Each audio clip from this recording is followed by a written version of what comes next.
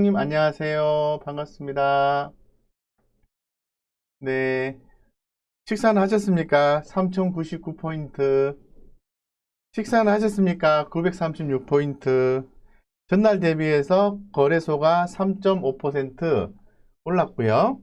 코스닥도 전날 대비해서 3.3% 올랐습니다. 식사는 하셨습니까? 예, 라니님 안녕하세요. 1분 동안은 저의 시간입니다. 아직 7시가 안 되기 때문에 미리 들어와서 워밍업을 좀 하고 있습니다. 아이고, 참 힘들다. 과부장님, 기억은 다 어디 갔노? 반갑습니다. 반갑습니다. 음, 딱 7시 되면은, 예, 바로 파닥파닥 출발하겠습니다. 아, 우리가 계속 고민하면서 가야 되겠죠? 부장님, 찰밥 드셨어요? 찰밥? 찰밥 있어야 먹죠? 찰밥 없는데? 지금 제가 강냉이 먹었거든요. 강냉이. 사무실이라서 우리 방송 끝나고 집에 가서 먹어요. 안녕하세요.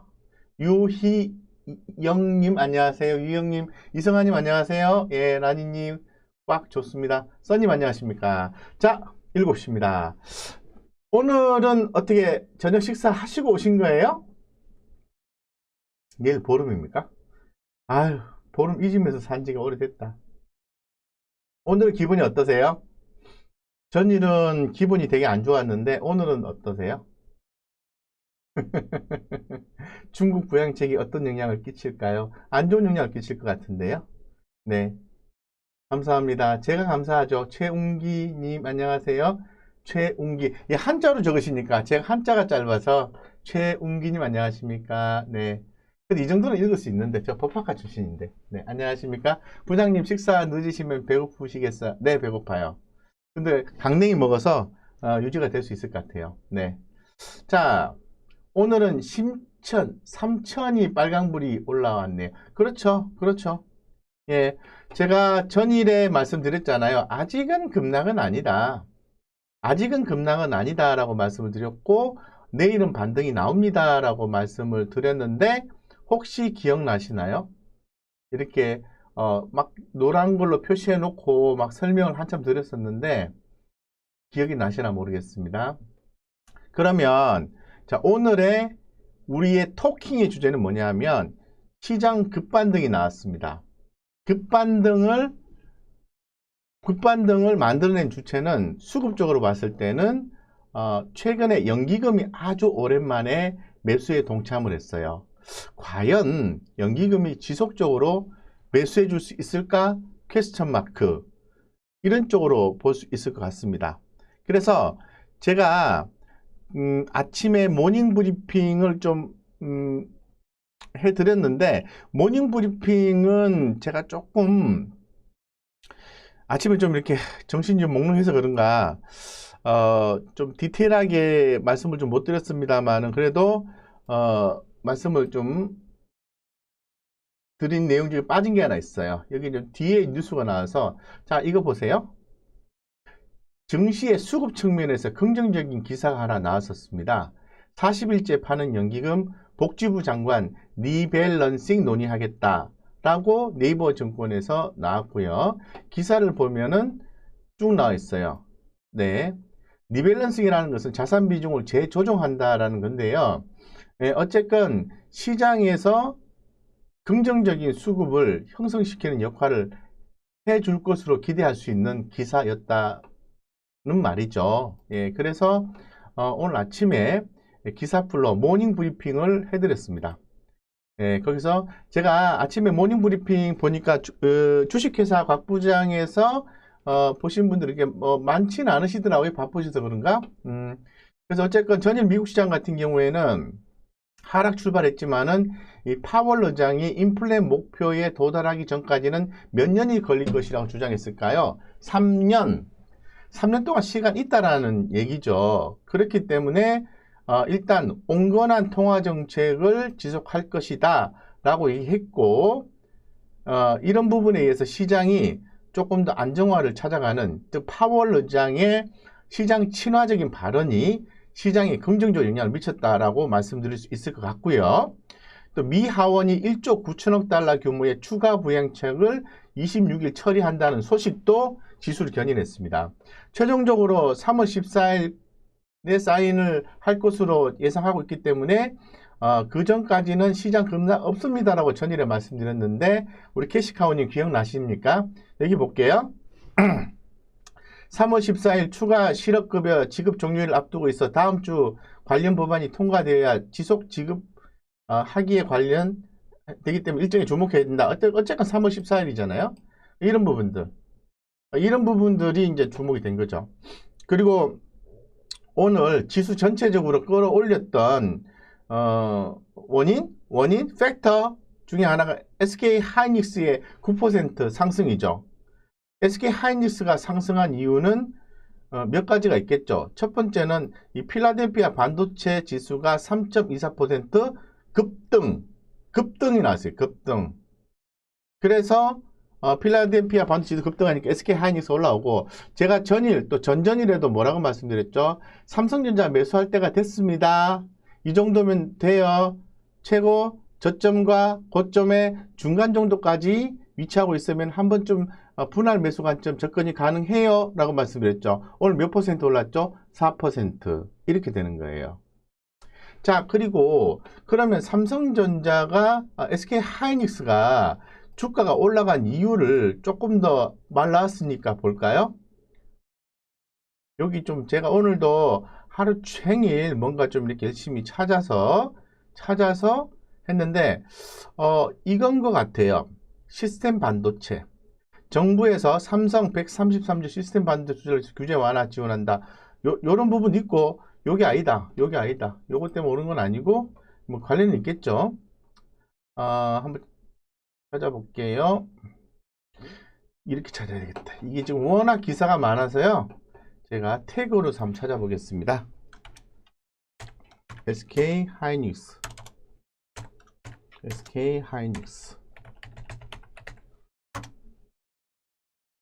네, 7시간 전에 정리를 했습니다. 자, 여기 나와 있네요. EUV 도입 4조 투자를 한다는 얘기가 있었어요. 그죠? 이 내용 때문에 올랐습니다. 네. 그리고 또 최근에 2년 연말 현물가가 4달러를 넘긴 D램 가격, 삼성 SK 하이닉스 수혜 기대감, 이런 기사도 기존에 캡처한 바가 있습니다. 그리고 최근에 SK 하이닉스가 시총이 100조가 넘었는데요. 증권사에서 일제히 목표가 상향 조정을 했다라는 것도 2월 3일 날 캐치를 했습니다. 과거에 2월 1일자에도 또 이런 내용을 말씀을 드렸어요.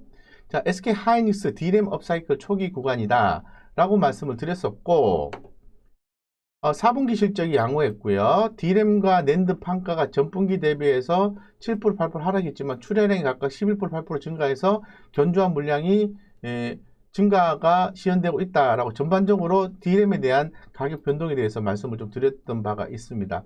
그래서 계속해서 이렇게 얘기를 하고 있는 상황이에요. 그런 과정에서 SK 하이닉스가 이렇게 보시면은 밑으로 좀 내려가 볼게요. 올라간 이유를 좀 설명을 드리겠습니다. 또 잠깐 이거 볼게요. 모닝 브리핑 쪽에 자료가 있나 봐요. 네. 여기 있다. 아우, 찾기 힘들다. 자, SK 하이닉스 2025년까지 EUV 극자외선이라고 합니다. EUV 극자외선 장비 도입에 4조 7천억 투자를 한다. 열어볼까요? 자, SK 하이닉스는 관련해서 EUV 장비 도입에 4조 7천억을 투자를 하고 24일날 이사회를 열고 극자외선 스캐너 기계장치 구입을 위해서 2025년까지 투자하기로 했다. 그래서 거래 상대방은 누구다? EUV 장비 제비 업체인 네덜란드의 ASML이다. 이런 식으로 해서 내용이 쭉 나와 있어요. 자, 그러면 실제로 나왔는지 확인을 해봐야죠. 공시 내용을 또 확인해 봐야 되겠죠? 보겠습니다. SK 하이닉스입니다. 제가 하이닉스는 어제도 꾸준히 투자하셔도 돼요 이렇게 말씀드렸잖아요. 볼게요. 유용자산 취득 결정. 자, 2월 24일 날 전일에 기계장치를 취득을 하는데 익스트림 울트라 바이올레트 스캐너 해가지고 EUV라고 합니다. 그래서 취득한다. 차세대 공정 양산을 위한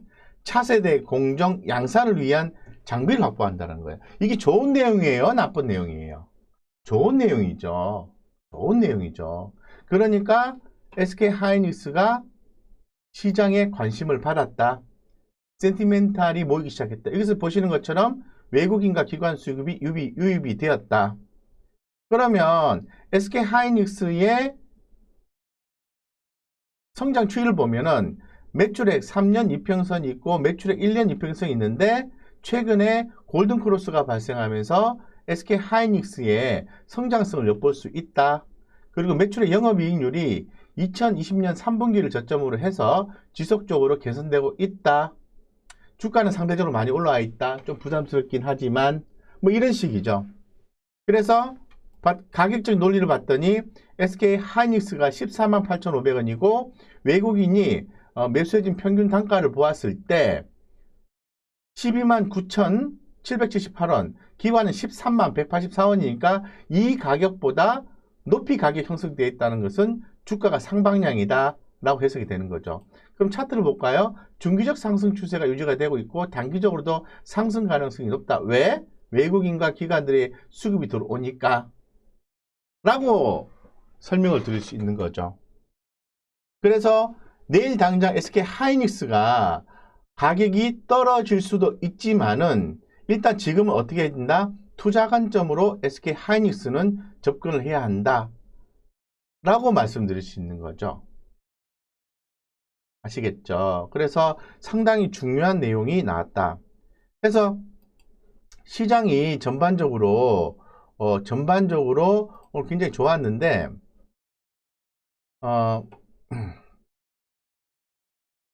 제가 오늘도 조금 좋았습니다. 그리고 또 한번 또 내용을 또 살펴볼까요? 제가 조금 자연스럽게 할게요. 너무 이렇게 순차적으로 드라이하게 하니까 좀 힘들어 하시더라고. 뭐 정리는 굉장히 많이 해놨어요. 그래서 어쨌든 금융시장 같은 경우에는 좀 짧게 말씀드릴까요? 길게 말씀드릴까요? 짧게 말씀드리고 길게 조금 포인트 집어 놓을게요. 자, 짧게 말씀드리면 이 코스피 포함해서 아시아 증시가 미국의 부양책 통과 기대감 속에서 파월 의장의 시장 진정성 발언, 진정성이라는 것은 콤다운, 진정을 시킨다는 그 의미예요. 진정성을 시키는 성향이 있는 발언에 의해서 우리나라 시장이 올라갔다. 파월 의장은 인플레이션 목표 달성할 때까지 3년 이상 걸릴 거라고 언급했고 시장금리 급등에 따른 우려를 불식. 이번 주 부양책 하원 표결, 다음 주 상원 표결 관련 통과 기대가 있다 없다? 있다. 이렇게 되는 거예요. 그럼 시장 급락 나온다 안 나온다? 안 나온다. 이렇게 되는 거죠. 외국인은 이 거래일 동안 연속해서 순매수를 했다. 대형 반도체 기업 집중 매수. 필라델피아 반도체 지수가 올랐다며요. 네. 코스닥 제약바이오가 아주 오랜만에 올랐어요. 통상적으로 제약바이오 같은 경우에는 다 그런 건 아니지만은 2015년, 2016년 그리고 뭐 최근에 보면 연초에는 많이 올랐어요. 연초에는 많이 올랐다가 했는데 올해만큼 특히 다 빠졌어요. 근데 오늘 제약바이오가 선별적이긴 하지만은 굉장히 급등한 종목이 많았어요. 이제부터 봐야 되나? 퀘스천 마크. 셀트리온 시리즈도 많이 올랐네요. 그렇습니다. 박셀바이오 65% 축하드립니다. 제가 박셀바이오 잘 모르겠지만은 그냥 버텨보시죠. 팔 때는 아닌 것 같아요. 이렇게 말씀드린 것 같은데요. 맞습니까? 예, 팔만한 포인트가 아니면 안 팔면 돼. 근데 견딜만한 포인트는 뭐죠? 회사가 재무적 안정성이 있었을 때만 버틸 수 있다. 나머지는 그냥 쏘다. 그냥 버티는 거다. 이렇게 되는 거죠. 박셀바이오 수익 났으니까 좀 챙기고 하셔야 되겠죠? 수익금 빼놓고 1,000만원 투자해서 650만원 벌었다는 거잖아요. 그럼 650만원 빼놓고 1,000만원만 투자하시면 돼요. 글쎄요. 내일 빠질까요? 글쎄요. 빠진다는 개념보다는 모멘텀이 주어졌으니까 이게 이 모멘텀이 더 갈 건지 말 건지 판단을 해서 눌러줄 때 살 건지 말 건지를 고민하셔야 되겠죠.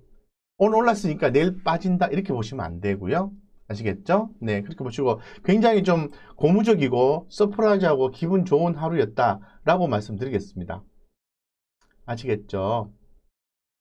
그래서 지금 제약바이오 올랐고 반도체 투자 심리 회복에 급등을 했죠. 자, 여기에서 환율은 좀 안정세를 최근에 좀 가져왔던 것 같아요. 자, 환율적인 측면을 봤을 때 업종 차트 볼게요. 네, 여기 지금 보시는 것처럼 환율이 그렇게 강하게 올라가고 있지는 않습니다. 그죠? 그래도 다행이다 이런 느낌. 네, 그런 느낌이 들죠. 그리고 페드의 초저금리 유지, 그러니까 제로금리 유지하겠다고 했잖아요. 장기간 유지 재확인에 따라서 위험 선호 현상 부각. 좋다. 그래서 환율이 어떻게 됐다? 하락했다. 이렇게 되는 거죠. 너무 쉽다. 응? 어제같이 힘들 때는 견뎌주면 되고 오늘같이 올라왔을 때는 기분 좋게 얘기하면 되고 주식투자 너무 쉽지 않아요? 네. 네, 그렇게 보시면 될 것 같고요. 그래서 어쩌고 저쩌고 해서 많이 말씀드렸는데 여기 또 굉장히 길게 또 준비를 해놨네. 이 중에서 말씀 안 드린 거 말씀을 드릴게요. 자, 현지 시각으로 외신에 따르면 미국의 FDA 존슨앤존슨의 코로나19 백신 임상 시험 분석 결과 좋은 안정성, 투자 포인트, 좋은 안정성을 가지고 있다며 긴급 사용 조건에 부합하다라고 밝혔다. 미국의 FDA는 존슨앤존슨의 코로나19 백신 44,000여 개를 대상으로 진행하고 임상 3상 결과 미국에서 72%, 브라질의 68% 예방 효과 이렇게 되는 거죠. 따라서 일본, 중국, 홍콩, 대만 다 올랐다. 이렇게 되는 거죠. 다 올랐다. 너무 좋다, 그죠? 주식 오르니까 이렇게 기분이 좋네. 글로벌 시장 보겠습니다. 아시아권, 그죠? 여기 중국, 그죠? 뭐 항생도 오르고 중국도 오르고 뭐 많이 올랐어요. 해외 지수. 예. 근데 올랐고. 여기 보시면 니케이 지수. 니케이 좀 빠졌나? 아니죠. 예, 올랐죠. 올랐죠. 그렇지. 예. 하여튼 뭐 올랐어요. 올랐어. 예. 그런 거 됐고. 자, 그 다음에 금일 올라간 종목들 한번 체크를 해볼게요. 코스피 쪽에서는 셀트리온이 오랜만에 9.2%. 지난번에 우리 구독자님이 셀트리온 그룹주 어떻게 해야 돼요? 제가 이런 말씀 드렸잖아요. 최근에 셀트리온 그룹주가 흐름이 좀 약해서 좀 그러저러해요. 하지만 셀트리온처럼 그렇게 어떤 신화적인 스토리를 쓰는 회사가 과연 몇 개나 있을까요? 라고 말씀을 드리면서 3사가 합병할 때까지 한번 주구장창 한번 들고 가보는 전략은 어떠세요? 수익이 날지 안 날지는 사실 가봐야 될 것 같습니다 라고 말씀드린 적이 있어요. 아직도 갈 길이 멀다라고 말씀드리겠습니다. 셀트리온이 왜 빠지냐 하면요, 성장성 때문에 빠져요. 무슨 말이냐 하면은 그동안 이제 바이오시밀러라든가 이런 부분에서 회사가 상당히 성장을 많이 했었지 않습니까? 많이 했었는데 이제 셀트리온이 추가적인 상승을 해주기 위해서는 성장 모멘텀이, 또 다른 성장 모멘텀이 필요해요. 예.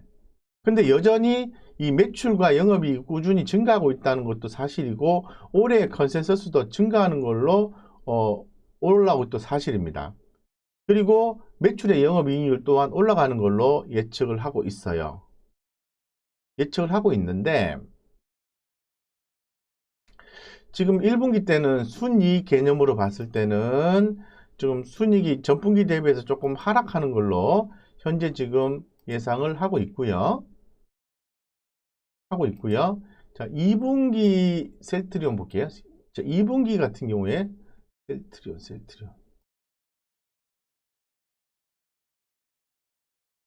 예. 전분기 대비고 여기서 데이터가 또 틀리 나오네. 셀트리온. 예. 조금 의심받았어요, 사실은. 조금 의심을 받았어요.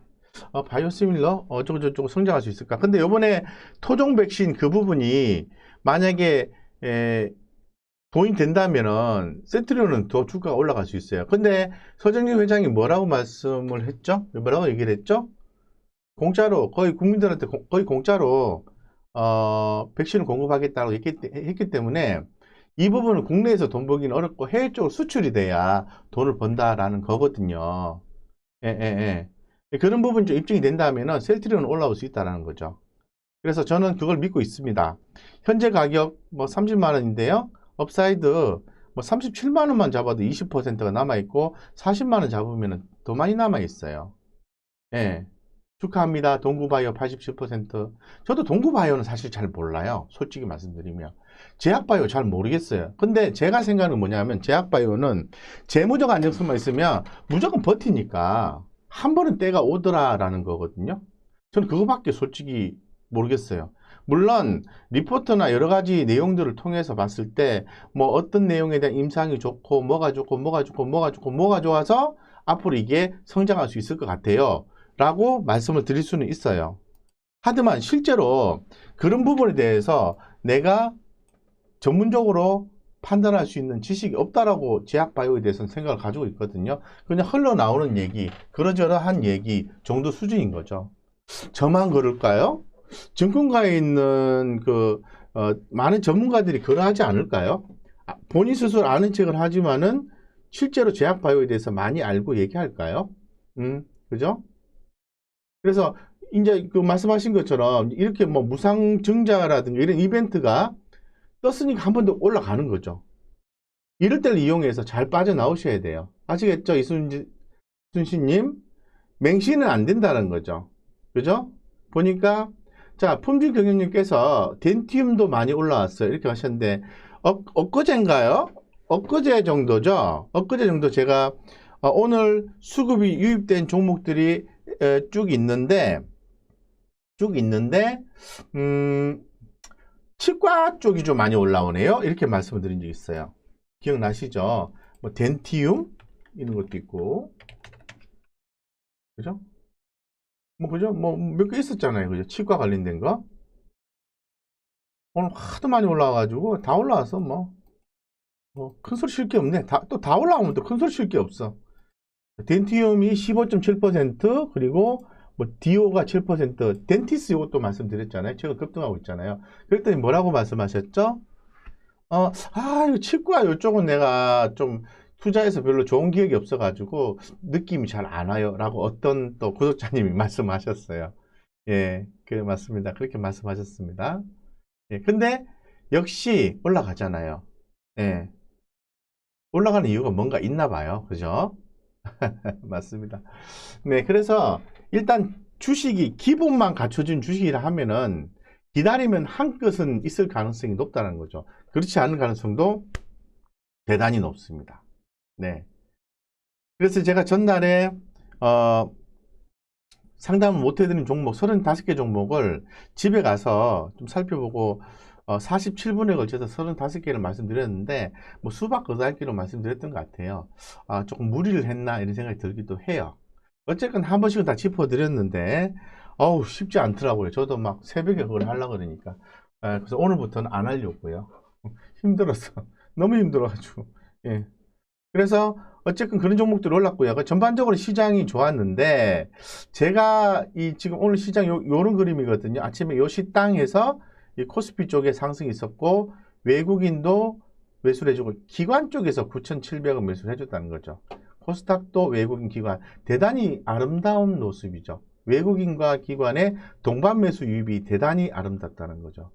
근데 두 달 만에 7조 원 사라진 바이오주의 반등 시작은 대단히 좋아 보인다라고 말씀드리겠습니다. 자, 여기에서 오늘의 토킹은 제가 이런 부분을 얘기하고 싶어요. 시장에 이제 급반등이 나왔는데 매수의 기회냐, 매도의 기회냐, 아니면 어떻게 투자 전략을 고민해야 되느냐, 이런 부분에 대해서 고민해봐야 되는 거죠. 저는 매수가 될 수도 있다고 생각하고요. 매도를 해야 된다고도 생각해요. 어떻게? 종목에 따라서 틀리다라는 거죠. 어쨌건 시장에 대한 급락은 현재로서는 예상이 안 된다. 다만 시장에서 갖고 있는 어떤 우려적인 부분들을 해소하는 과정이다라고 얘기할 수 있다라고 말씀드리겠습니다. 아시겠죠? 네, 아시겠죠? 여기 나와 있는 분이 누구냐면요. 제가 MTN 머니투데이 방송에 오랫동안 출연을 했었거든요.